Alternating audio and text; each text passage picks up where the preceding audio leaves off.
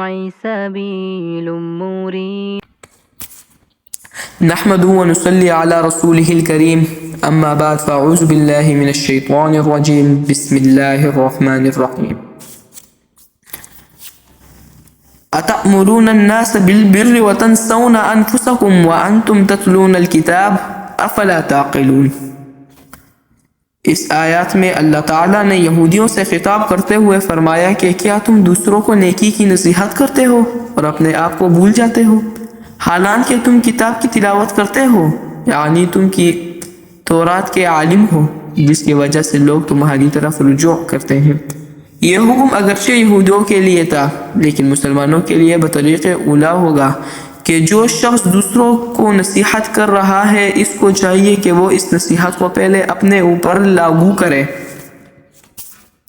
یہ مسئلہ تو میں آپ کو پہلے بھی بتا چکا ہوں کہ تبلیغ کے بارے میں یہ حکم نہیں کہ جو شخص برائی میں مبتلا ہے وہ تبلیغ نہ کرے، دوسروں کو نصیحت نہ کرے، بلکہ حکم یہ ہے کہ نصیحت کرے، لیکن نصیحت کرنے کے بعد یہ سوچے کہ میں جب دوسروں کو نصیحت کر رہا ہوں تو خود بھی اس پر عمل کروں اور اپنے آپ کو نہ بھولوں، اور یہ نہ سمجھوں کہ یہ نصیحت دوسروں کے لیے ہے، بلکہ یہ سمجھوں کہ یہ نصیحت میرے لیے بھی ہے اور مجھے بھی اس پر عمل کرنا ہے۔ اس آیات کے بعد علامہ نوری رحمۃ اللہ علیہ نے ایک حدیث نقل کی ہے کہ جس میں بڑی خطرناک بات ارشاد فرمائی گئی ہے، اللہ تعالیٰ اس کا مصداق بننے سے ہم سب کو بچائے۔ حضرت اسامہ بن زید بن حارثہ رضی اللہ عنہ سے روایت ہے،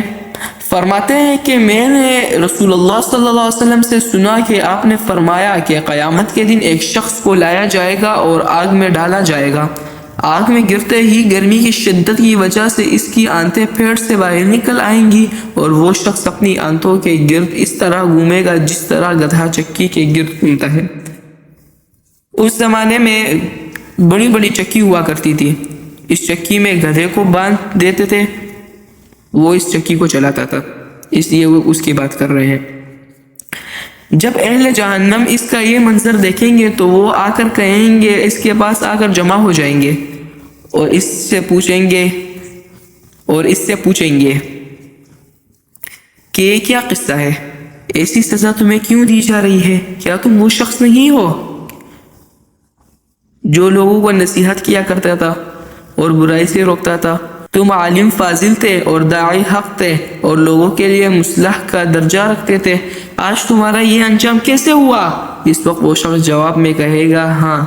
میں اصل میں لوگوں کو نیکی کی نصیحت کرتا تھا لیکن خود نیکی نہیں کرتا تھا اور لوگوں کو برائی سے روکتا تھا اور میں خود اس برائی کا ارتکاب کیا کرتا تھا، اس وجہ سے آج میرا یہ انجام ہو رہا ہے۔ نعوذ باللہ۔ اللہ تعالی ہم سب کی حفاظت فرمائے۔ اس حدیث کو جب بھی میں پڑھتا ہوں تو ڈر لگتا ہے۔ وہ لوگ جن کو نیکی کی بات کہنے اور دین کی بات سنانے کا کام کرنا ہوتا ہے، ان کے لیے یہ بڑا خوفناک اور خطرناک مرحلہ ہے، ایسا نہ ہو کہ وہ اس کا مصداق بن جائے۔ اللہ تعالیٰ اپنی رحمت سے اس کا مصداق بننے سے بچائے۔ وہ ایک مشہور بات تھی کہ چراغ سے چراغ جلتا ہے۔ بہرحال اگر آدمی کو اپنی فکر نہ ہو اور دوسروں کی اصلاح کی فکر لے کر آدمی چل کھڑا ہوا اور دوسروں کی عیب تلاش کرتا رہے تو اس طرح معاشرے کی اصلاح ہونے کے بجائے اور زیادہ فساد کا راستہ کھلتا ہے اور زیادہ بگاڑ پیدا ہوتا ہے، جیسا کہ ہمارے سامنے ہے۔ اگر اللہ تعالیٰ ہمارے دلوں میں یہ فکر پیدا فرما دے کہ ہم میں سے ہر شخص اپنے عیوب کا جائزہ لے کے کہ میں کیا کیا غلط کام کر رہا ہوں اور پھر اس کی اصلاح کی فکر میں لگ جائے،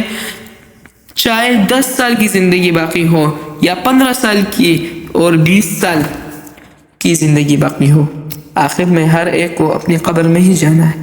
اور اپنے سارے اعمال کا اللہ تعالیٰ کے حضور جواب رہنا ہے۔ اس کو مد نظر رکھتے ہوئے اپنی زندگی کا جائزہ لے، اپنی حالات کو دیکھیں اور اس میں جہاں جہاں خرابیاں نظر آئیں ان کی اصلاح کی طرف قدم بڑھائیں،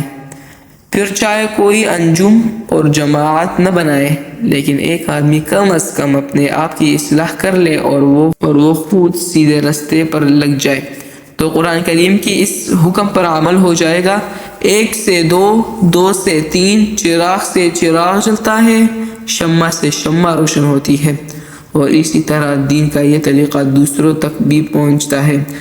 اللہ تبارک و تعالی ہمارے دلوں میں یہ فکر پیدا فرمائے اور اپنی اصلاح کرنے کی ہمت و توفیق عطا فرمائے اور اپنے راستے پر چلنے کی توفیق عطا فرمائے، آمین۔ وآخر الدعوانا ان الحمد للہ رب العالمین۔